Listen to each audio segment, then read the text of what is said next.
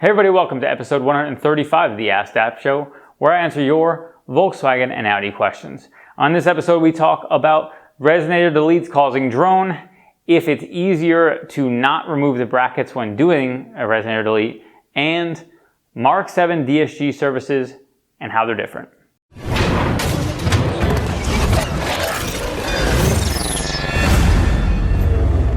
Dr.Mohammad via YouTube asks, is it the same for VW Mk7 Golf Rs? Is there any differences? What is your mileage recommendation for this service? And is there an internal filter as well?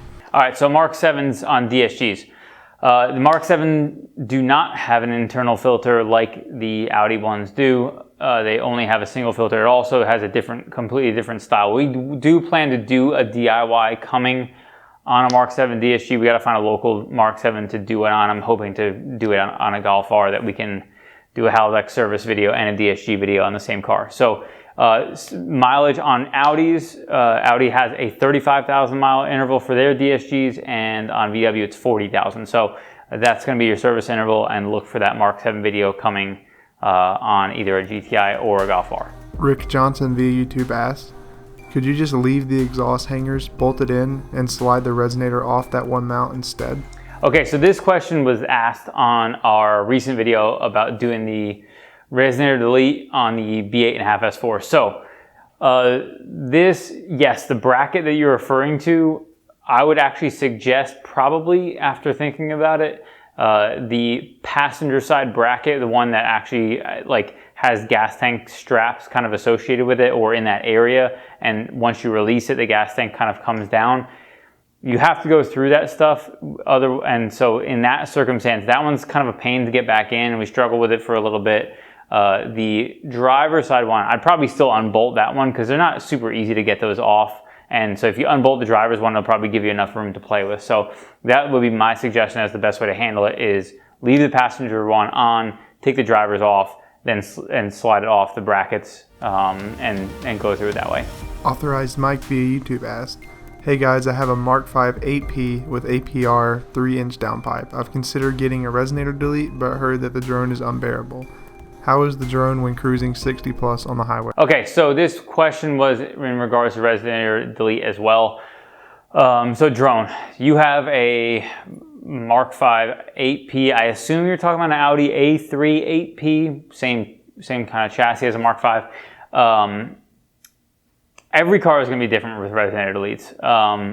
This car does not drone at all. I have very little drone, and I don't think most cars are going to drone too much, just because while a resonator obviously is intended to reduce drone, you still have a muffler on the car, and in that case, two mufflers on that car. So it's not really that much louder. I think Nate did sound clips of before and after as far as sound, revving, that type of stuff. It's really hard to capture on a video a really accurate representation of what it sounds like in person. So, we do it because people are going to want it and they're going to ask for it. But honestly, it's without hearing it firsthand, I feel like you don't necessarily have a good gauge. You can tell if it sounds bad, in person or even on video. If something sounds terrible, you'll probably have a decent idea whether that's the case. But outside of that, I don't think you're necessarily going to know for sure. So I don't suspect that car would have a drone, but I personally have not driven in that car with a resonator deleted from it to know for sure one way or the other. Nickolas via YouTube asked, if the fluid isn't the correct kind, the safest thing is to do a complete flush, right? Thanks. Okay, so this was on a DSG video again, on the S4. Would I recommend a drain and fill? So what I would say is, you probably maybe just, if you're, obviously we were concerned that was the case on that car, that it had non-DSG oil in there.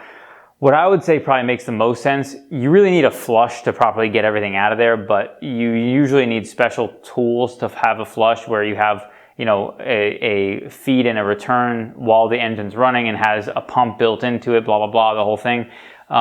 Because most people aren't going to have that, what I would suggest in that circumstance is get everything out you can by draining it, and then run it and maybe just shorten your interval if you're concerned about having the wrong stuff in there. So maybe at 5,000 miles, let everything run through. Maybe at 5,000 miles, do another DSG change to make sure you get any of that excess stuff if somebody uses the wrong stuff in there. DSGs are not as sensitive as the previous generation transmissions, so I would not suspect and be as worried on that as I would on just standard automatics. They would have a lot more problems if you use the wrong stuff right up front. Again, I would still make sure you get the right fluid in there and drain it the best you can.